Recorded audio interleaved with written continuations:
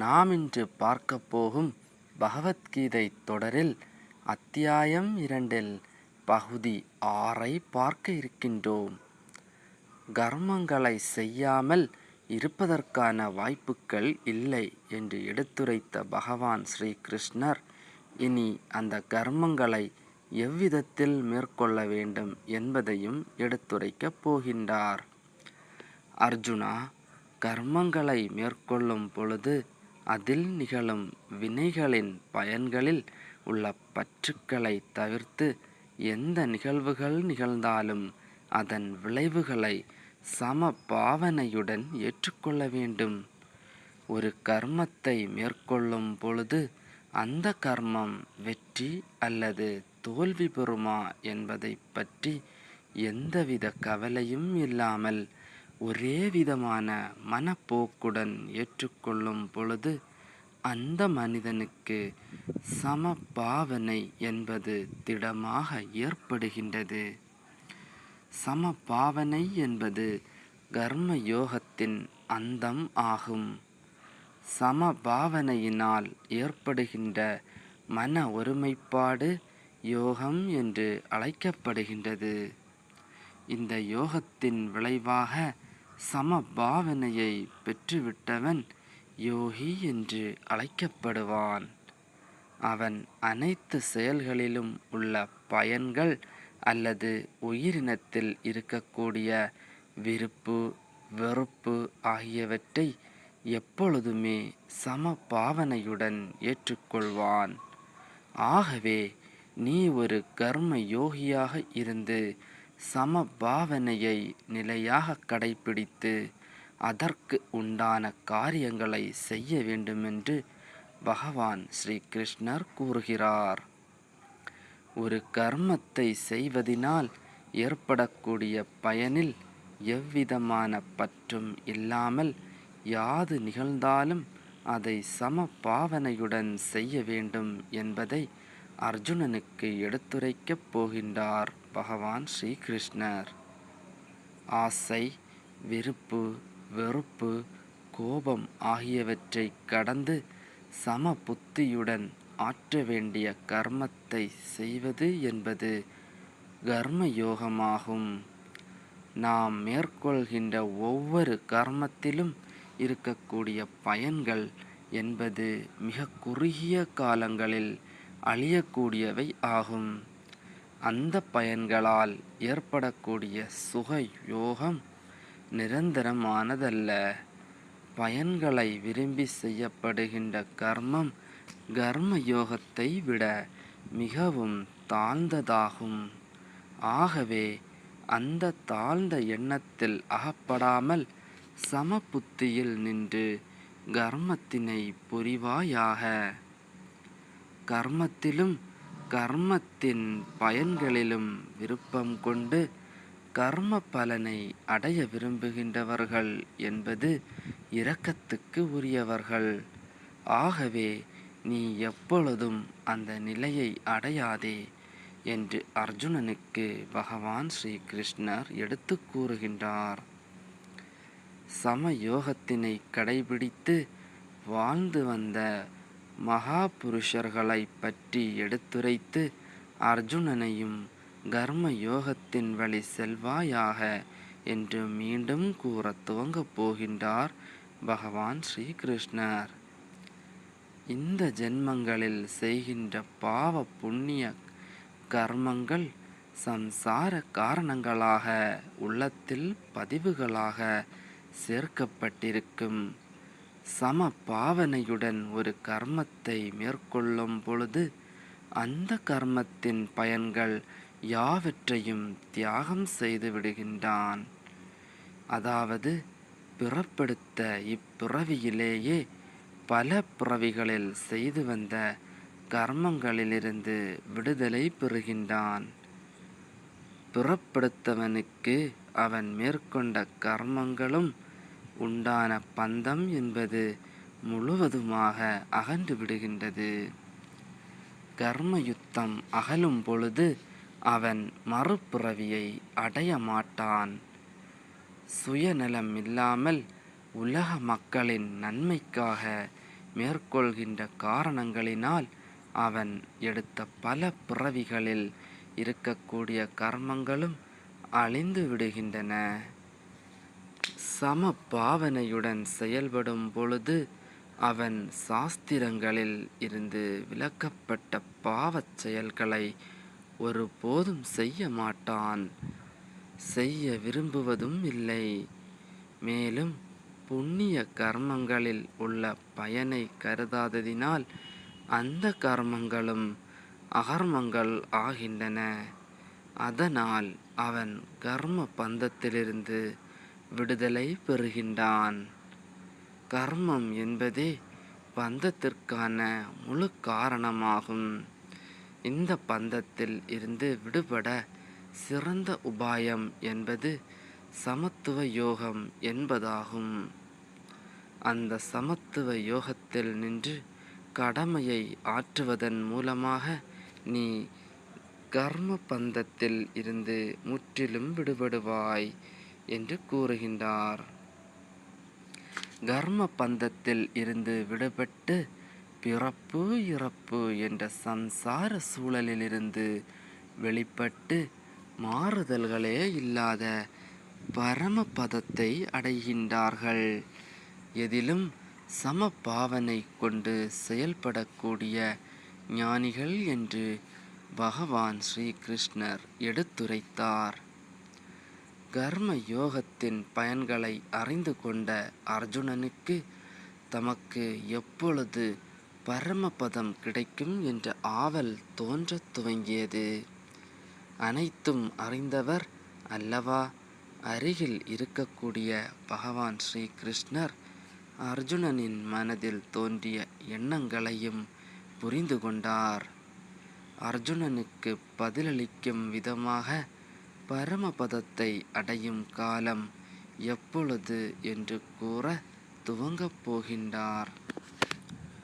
மானுடர்களின் வாழ்க்கையில் ஏற்படுகின்ற துன்பங்கள் யாவற்றிற்கும் காரணம் யாதெனில் ஆசை மற்றும் மோகம் ஆகும்.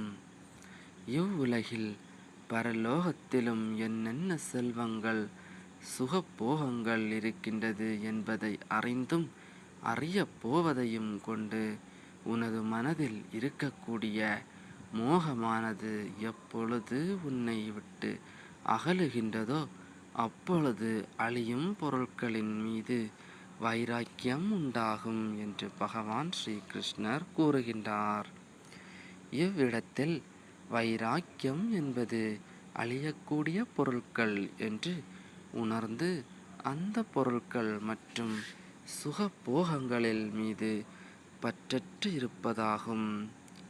வாழ்க்கையில் சுகமாக வாழ்வதற்காகவும் சுகபோகங்கள் பற்றியும் பரலோகத்தில் கிடைக்கக்கூடிய சுகபோகங்கள் பற்றியும் பல செய்திகளை கேட்டு அறிந்திருப்பாய். அந்த பல செய்திகள் மூலம் உனது புத்தியானது நிலையில்லாமல் தடுமாற்றம் அடைந்து கொண்டே இருக்கின்றது. தடுமாற்றம் கொண்ட உனது புத்தியினால் ஒரு நிலையான முடிவினை எடுக்க முடியாமல் திகைத்து கொண்டிருக்கின்றாய். இந்த வேளையில் உமக்கு சரி என்று படக்கூடிய சில விஷயங்கள் சிறிது நேரத்தில் இது சரியானதாக தெரியவில்லையே, வேறு சில விஷயங்கள் கிடைக்குமா என்று உனது புத்தியானது தேடத் துவங்குகின்றது.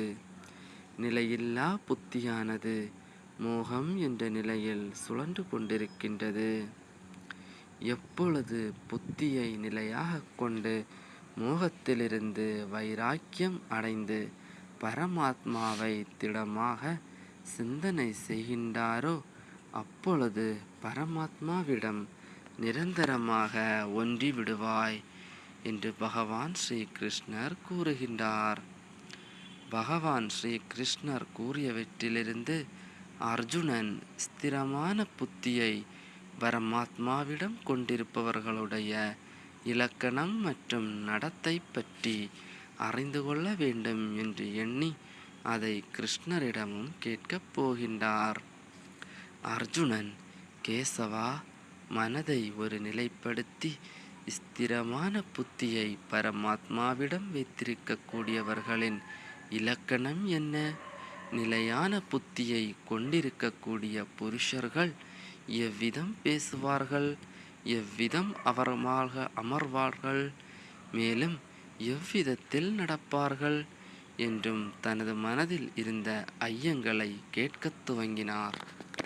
அர்ஜுனன் வினாவிய வினாவிற்கு விடையளிக்கும் பொருட்டு பகவான் ஸ்ரீ கிருஷ்ணர் விடை மட்டுமல்லாது இன்னும் சில கருத்துக்களையும் இவ்விடத்தில் கூற துவங்க உள்ளார். பகவான் ஸ்ரீ கிருஷ்ணர் அர்ஜுனனை நோக்கி, அர்ஜுனா, சுகபோகங்களில் திளைத்து கொண்டும் அதில் மயக்கம் கொண்டும் இருக்கக்கூடிய மனிதர்களிடையே மனதில் எப்பொழுது ஆசைகள், விருப்பு வெறுப்பு, இன்பத் துன்பங்கள் என யாவற்றையும் துறக்கின்றவனும், அது மட்டுமல்லாமல் ஒரு ஆத்மாவிடம் ஆத்மாவே மகிழ்ச்சியாக இருக்கும் பொழுது அந்த தருணத்தில் அவன் ஸ்திரபஞ்சன் என்று கூறப்படுவான். நிலையான புத்தி கொண்ட மனிதர்களிடத்தில் உணர்ச்சி பொங்குதல் மற்றும் கோபம் ஏற்படுதல் முதலானவை இருக்காது. எவருடைய புத்தியானது பரமாத்மாவிடம் நிலையாக இருக்கின்றதோ அந்த மனிதர்களிடம் துன்பங்களினால் ஏற்படக்கூடிய விளைவுகள் ஒருபொழுதும் அவர்களுக்கு வேதனையை ஏற்படுத்தாது. அதாவது ஆயுதங்களை கொண்டு அவர்கள் உடலை வெட்டும் பொழுது பொறுக்க முடியாத சூழ்நிலைகளில் சிக்கிக் கொண்டாலும், ஆரோக்கியமின்மையினால் உடலானது பலவித ரோகங்களுக்கும் மத்தியில் இருந்தாலும், வேறெந்த நிகழ்வுகள் கூட அவர்களுடைய உள்ளத்தில் சிறிதளவு பாதிப்பை கூட விளைவிக்காது.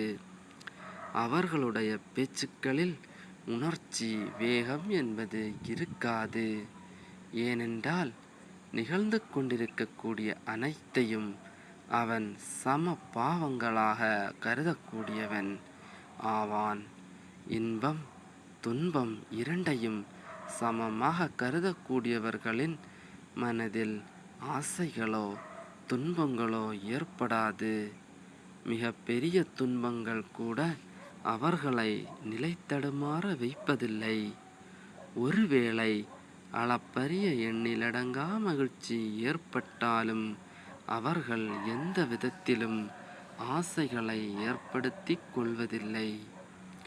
நிலையான புத்திகளை உடையவர்களின் உள்ளத்திலும் பேச்சிலும் ஒரு பொருளின் மீது பற்றோ அல்லது ஒருவரை கண்டு பயமோ அல்லது ஒருவர் மீது கோபமோ எதுவும் அவர்களிடத்தில் இருக்காது. எந்த நிலையில் எது நடந்தாலும் அவர்களுடைய மனதில் எந்தவிதமான பற்றுதலோ பயத்தையோ கோபத்தையோ உருவாக்காது. நிகழ்ந்து கொண்டிருக்கக்கூடிய நிகழ்வுகள் எதுவாயினும் அவர்களுடைய பேச்சுக்களில் அமைதியும் கனிவும் முழுமையாக நிறைந்திருக்கும். உலகில் நன்மைக்காக அவர்கள் பேசும் பேச்சுக்களில் சிறிது பயமோ அல்லது கோபமோ இருந்தாலும் அவர்களுடைய உள்ளத்தில் எந்தவிதமான ஆசபாசங்களும் விகாரங்களும் இருக்காது. சில வீரத்தீர புருஷர்கள் பேச்சுக்களில் எதன் மீதும் பற்று இல்லை, எவரையும் கண்டு நான் பயப்பட மாட்டேன், எதன் மீதும் எனக்கு கோபம் இல்லை என்று கூறுவார்கள். ஆனால் அவர்களுடைய மனதில் பற்றோ கோபமோ விகாரமோ இல்லை என்று சொல்ல முடியாது. ஆனால் எதையும் சமமாகவும் எவரிடத்திலும் கோபம் கொள்ளாமல் இருக்கக்கூடியவர்கள் யோகிகள் எனப்படுவார்கள். அந்த யோகிகள் உண்மையில் முனிவர்கள் என்று அழைக்கப்படுவார்கள்.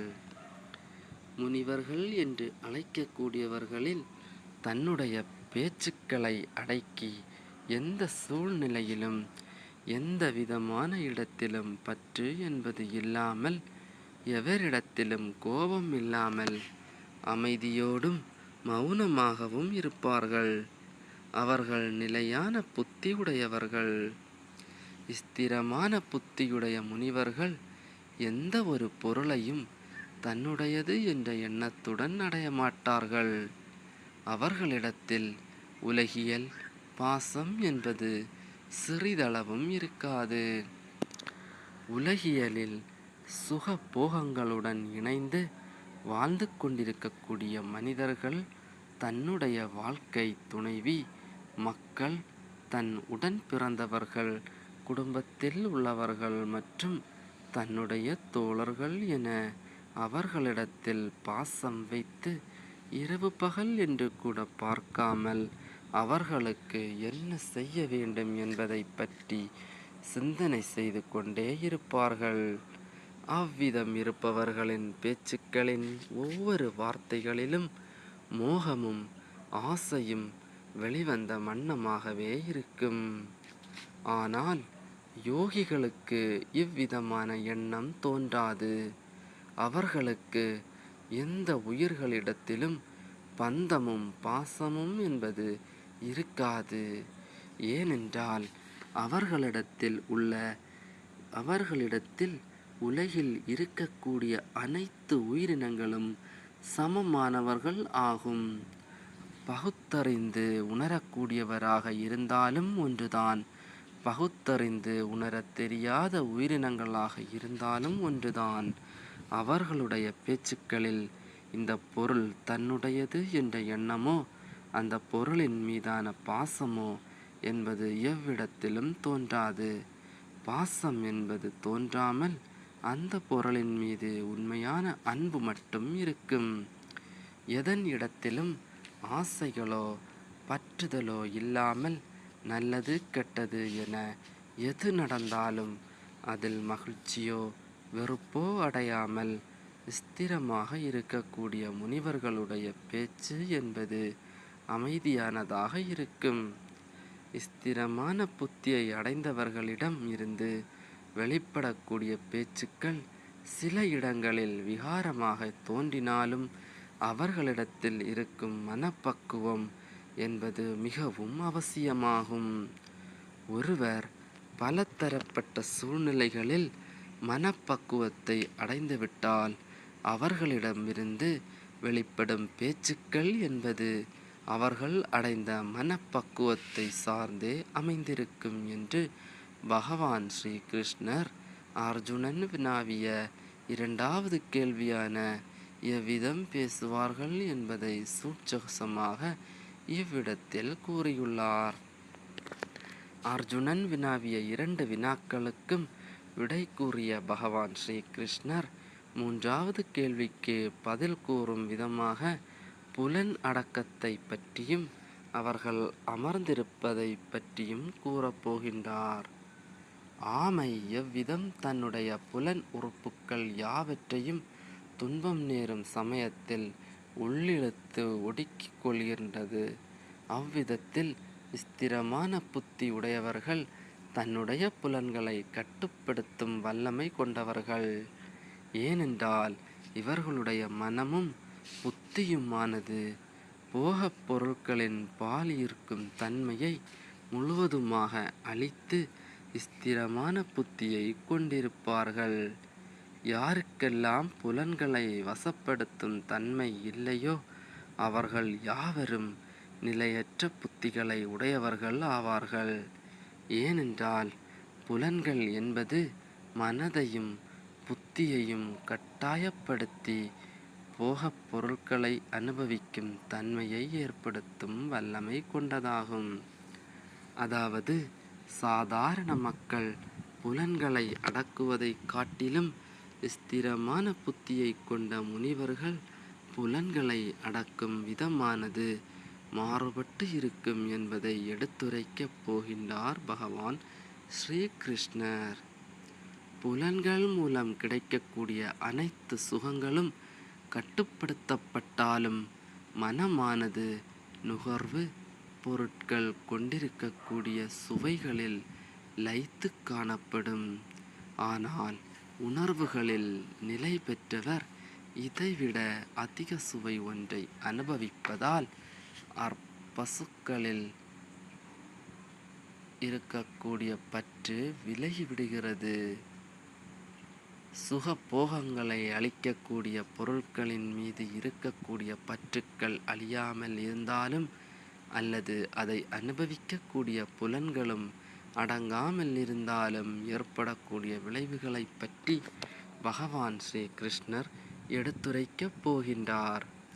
பகுத்தறிந்து உணரக்கூடிய மானுடர்களின் புலன்கள் அவர்கள் வசம் இல்லாதவரை போகங்களில் மட்டும் பற்றுக்கொண்டு இருக்கக்கூடிய புலன்கள் மானுடர்களின் மனதில் திரும்ப திரும்ப போகங்களினால் ஏற்படக்கூடிய சுகங்களை எண்ணி பார்த்து அதை அனுபவிக்க வேண்டும் என்ற ஆசை ஊக்குவித்து மனிதர்களுடைய மனதினை நிலையில்லாமல் எப்பொழுதும் அலைந்து கொண்டிருக்கக்கூடிய சுழற்சியை ஏற்படுத்திவிடும்.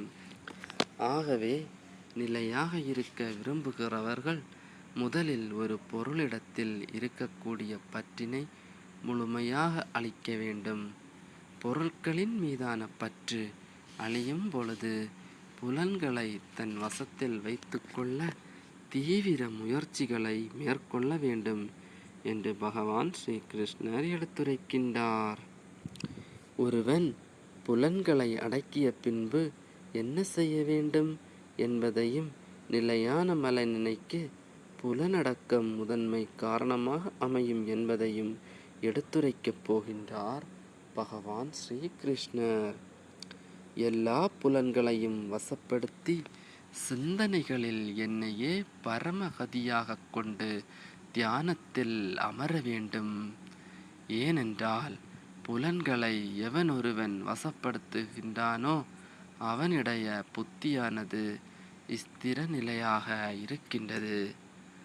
புலன்களை வசப்படுத்தாமல் பகவானையும் நினைவில் கொள்ளாமல் இருந்தால் ஏற்படக்கூடிய இன்னல்கள் என்ன என்பதையும் விளக்கப் போகின்றார் பகவான் ஸ்ரீ கிருஷ்ணர். உலக போகங்கள் யாவும் சுகங்களை அளிக்கக்கூடியவைகளாகும். சுகங்களை அளிக்கக்கூடிய போகங்களை தரக்கூடிய செயல்களை எண்ணி எண்ணி மனிதனின் மனமும் அவற்றின் மீது மிகுந்த பற்றுக்களை உருவாக்கி கொள்கின்றது. பற்றின் காரணமாக அந்த பொருளின் மீது ஆசையும் அவ்விடத்தில் தோன்றுகின்றது. மனதில் தோன்றிய அந்த ஆசையை நிறைவேற்றுவதில் தடைகள் ஏற்பட்டால் கோபம், குரோதம் ஆகியவை ஏற்படும். மனிதனின் மனதில் எப்பொழுது கோபம் உருவாகியதோ அந்த நொடியிலிருந்து அவன் தன்னுடைய விவேக சக்தியை இழந்து விடுகின்றான். விவேகம் இல்லாதவன் விரைவாக செயல்படுவதாக எண்ணி எதையும் முன்பின் யோசிப்பதில்லை. கோபத்தினால் என்ன செய்கின்றோம், இந்த செயலினால் என்ன விளைவுகள் ஏற்படும் என்பதையும் ஆலோசிக்க மாட்டான். கோபத்தின் காரணமாக அவன் அறிவற்றவனாக திகழ்ந்து விடுகின்றான்.